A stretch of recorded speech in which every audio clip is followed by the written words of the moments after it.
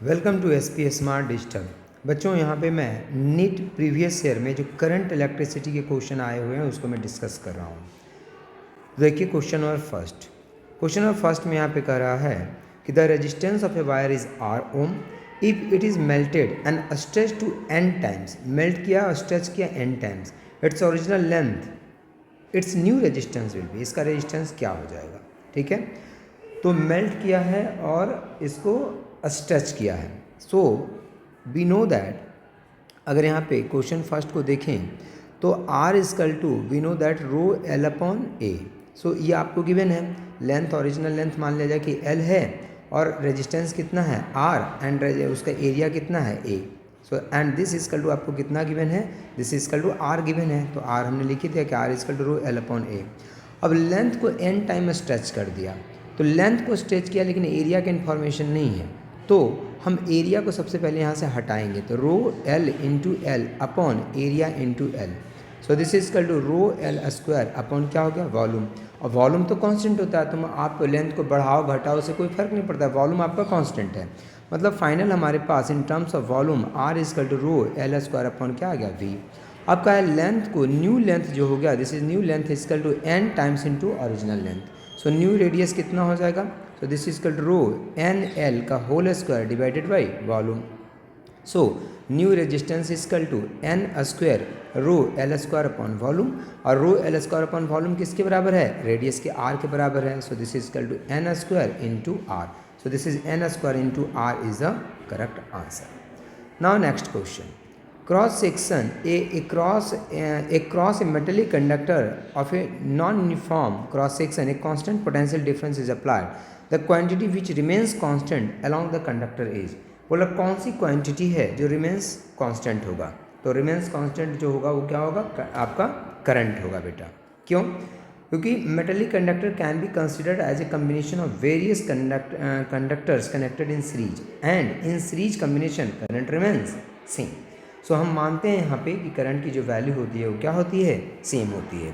Electric field भी vary कर जाएगा, ड्रिफ्ट वेलोसिटी वैरी करेगा, करंट डेंसिटी भी वैरी करेगा। तो करंट डेंसिटी एरिया पे डिपेंड करता है, ये भी एरिया पे डिपेंड करता है हालांकि, लेकिन करंट जो है वो हमारा कांस्टेंट यहाँ पे रहता है।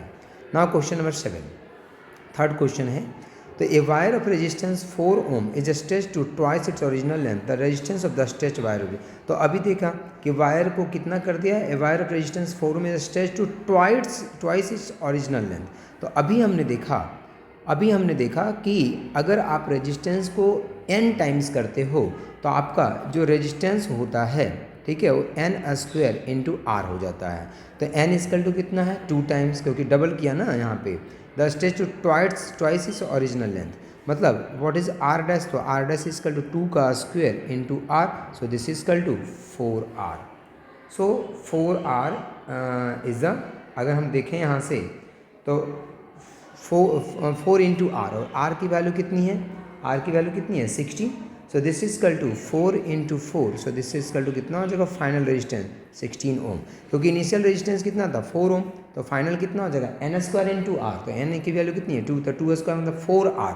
आर की वैल्यू कितनी है? 4, तो 4 4 जा 16। So C part is the correct answer.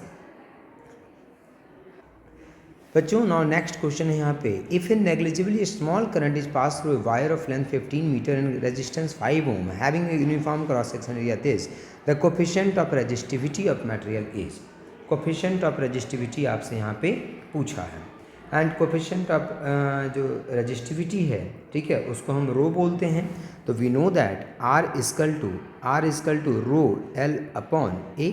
सो आपको क्या क्या गिवन है यहाँ पे? क्रॉस सेक्शन एरिया गिवन है, लेंथ गिवन है, रेजिस्टेंस गिवन है, रो आपको यहाँ पे निकालना है। तो हम लिख सकते हैं कि rho and rho is equal to R A upon L. So R की वैल्यू कितनी है? R is equal to 5 into area is equal to 6 into 10⁻⁷ and divided by what is length? तो लेंथ इजकल टू 15। सो 5 3 जा 15 एंड 3 2 जा 6। So what is rho? तो rho is equal to 2 into 10⁻⁷, 2 into 10⁻⁷ ohm metre. This is the correct answer, 2 into 10⁻⁷ ohm metre. Now question number next में देखें, तो if a wire of resistance R is melted and recast to half its original length, then the new resistance of there will B.